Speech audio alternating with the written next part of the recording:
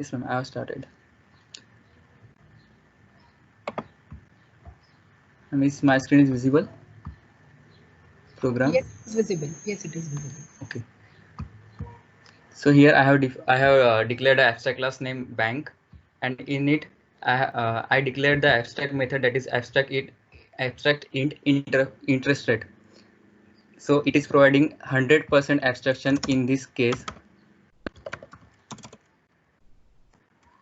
because I have only declared I have only specified the name of the method and not showing the implementation of it. So it is providing 100% abstraction.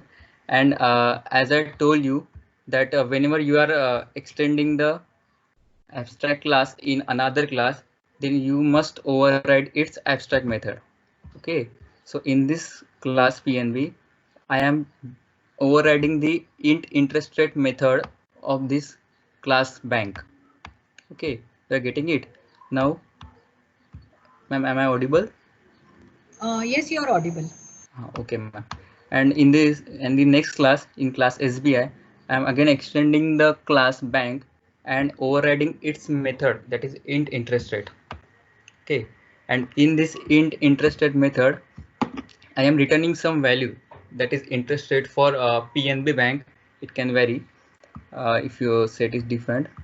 And in the another class, that is class SBI, I am again overriding the method and returning some another value for the SBI bank. Coming to our main class, that is simple interest, I have created a scanner class and all. You can get it. Okay, now I am taking input from the user that please enter your bank name. So here are two options. First one is SBI and second one is PNB.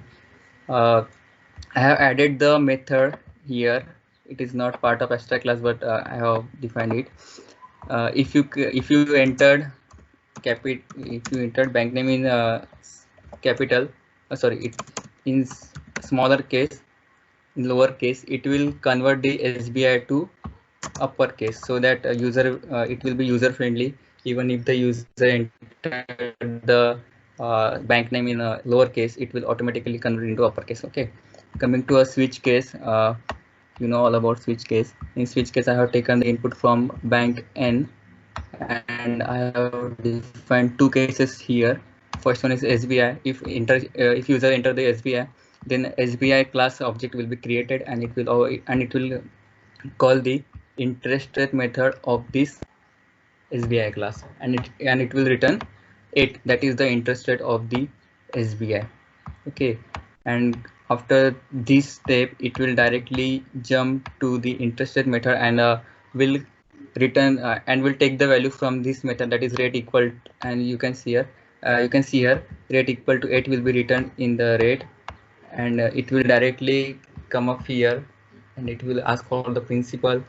Then you will enter the principal in the integer format, then again time, and then here I am calculating the interest rate for it.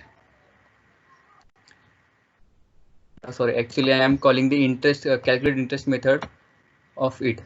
I have defined the method name calculate interest. In this I have passed 3 parameters. First one is principal, time and rate, and then calculate the result, that is a simple interest. You know the formula of it, principal into time into rate upon 100, PNR upon 100, and then return its value to this calling method here. Then the result will be stored in the interest, and then we will finally print the interest rate of the bank. That's all about abstract class. Hello, ma'am. Yeah, thank you, Sameer. So this is the thing where we are selecting the appropriate bank based on the interest rate provided by the bank, and we are doing the common calculation using the static method. Inside that, we are calculating the appropriate in which whatever bank we have selected, appropriate bank. Based on that, our method will be executed, and our interest will be simple and